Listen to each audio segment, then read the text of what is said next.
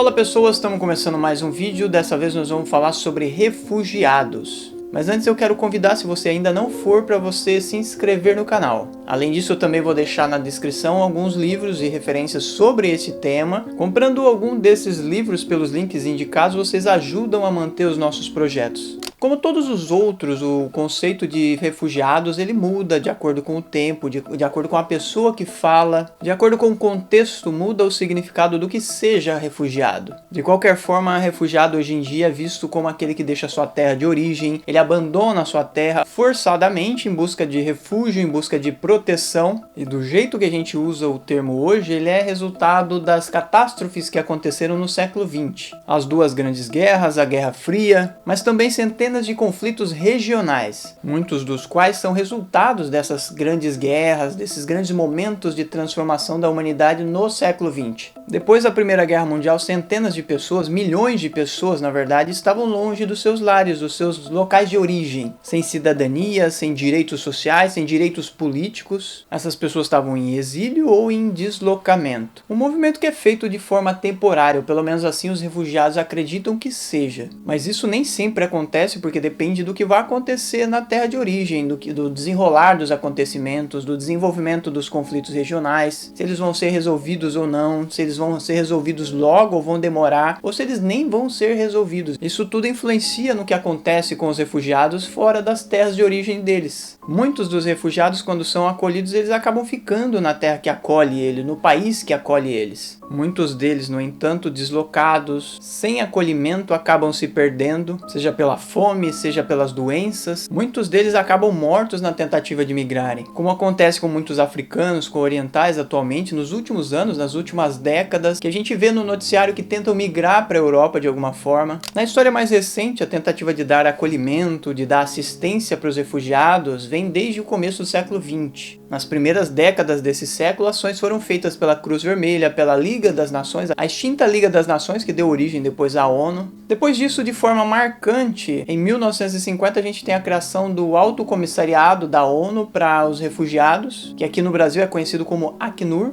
Criado de início ali para dar assistência aos milhares de europeus que ficaram sem lar, sem assistência, sem direitos. Ele ganha uma amplitude muito maior com o passar das décadas e acaba incluindo outros continentes, outras situações. No primeiro momento ele é criado para dar assistência aos refugiados da Segunda Guerra Mundial, mas ele acaba envolvendo, depois da Segunda Guerra Mundial, outras situações. Como eu falei, os vários conflitos regionais, a própria Guerra Fria. E a partir de 1951 a ONU adota uma convenção para os refugiados.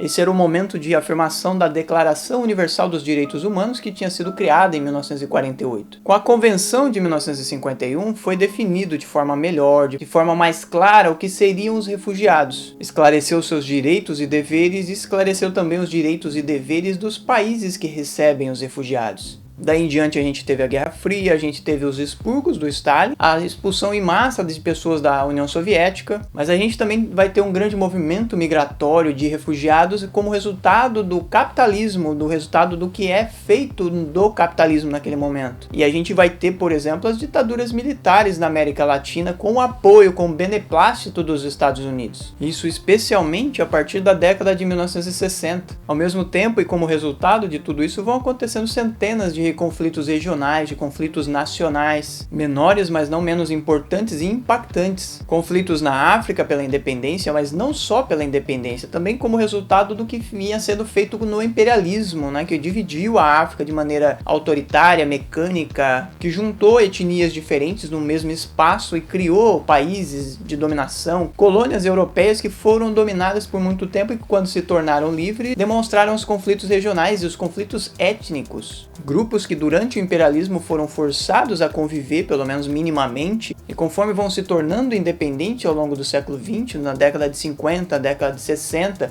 esses países vão vendo os seus conflitos internos se multiplicarem. Conflitos também no Oriente Médio, envolvendo de forma marcante, muito presente, que ainda não foi resolvido, que é o caso de Israel e da Palestina, mas disputas também entre diversos grupos islâmicos de orientações distintas. Ao longo do século XX, a gente vai vendo conflitos na Coreia, a gente vai ver conflitos conflitos no Vietnã, a gente vai ver conflitos na China revolucionária, em diversos locais do Extremo Oriente. Nesse contexto, o número de exilados, de expatriados, o número de desterrados vai se multiplicando cada vez mais. O número de gente buscando refúgio vai aumentando de forma assustadora ao longo do século XX. E que também vão se multiplicando no século XXI. Isso porque o movimento não parou, ele não acabou com a Guerra Fria. Na verdade, continuaram, muitos conflitos ainda ficaram sem resolver e outros foram surgindo ao longo do processo, inclusive como resultado do fim da Guerra Fria. Guerra Fria que deixou marcas profundas no mundo. São conflitos que tinham motivações diversas, complexas, que vão além da disputa entre capitalismo e socialismo, mesmo durante a Guerra Fria, que envolvem disputas de etnias, de culturas diversas, de religiões. Mesmo entre religiões, existem facções que disputam espaço entre eles. Os números de refugiados seguiram enormes e dispararam do começo da década de 80 até o começo da década de 90. Eles oscilaram, se tornaram meio estáveis no começo do século 21, se é que a gente pode dizer isso, e voltaram a subir em 2013, chegando a um pico em 2015 de 21,3 milhões de refugiados. Os últimos números do Acnur dão conta de 26,4 milhões de refugiados em 2020. E esse grande movimento nem inclui outras formas de deslocamento que não são consideradas de refugiados. Se a gente considerar essas outras formas, os números se multiplicam ainda mais.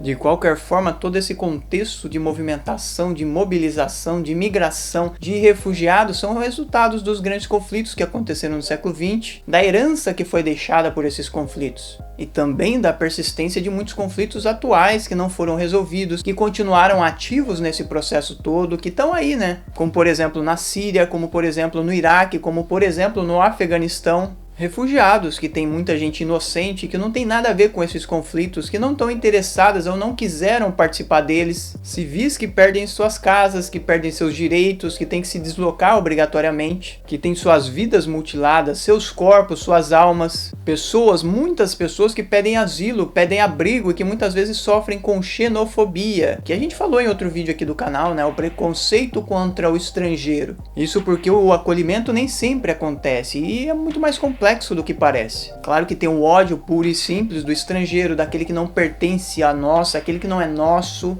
mas também existem outras questões envolvidas. Afinal de contas, claro que existe a necessidade do exilado de ser abrigado, de receber abrigo. Afinal de contas, são pessoas que estão em risco. Mas por outro lado, a gente tem a preocupação dos países que recebem ou que têm essa massa de migração. Países que se preocupam em preservar os recursos e a própria existência dos seus habitantes. De qualquer forma, muitas coisas precisam ser pensadas, refletidas, debatidas, muitas coisas precisam ser feitas a respeito. E aí não é só pensar em remediar a situação, mas tem que pensar em prevenir, de como achar uma solução para os conflitos da humanidade, que seja para os momentos de tensão na humanidade, mas também as desigualdades. O que acontece que nós ainda não resolvemos essas questões? A gente prefere se polarizar politicamente, mas não procura uma solução, um debate que resolva a situação, ou minimamente resolva a situação. Políticas que diminuam a desigualdade, diminuam a fome, diminuam a necessidade de migração, diminuam os conflitos regionais, internos, de países. Claro que tudo isso não é simples e tudo isso envolve muitas outras questões que a gente fala em outros vídeos.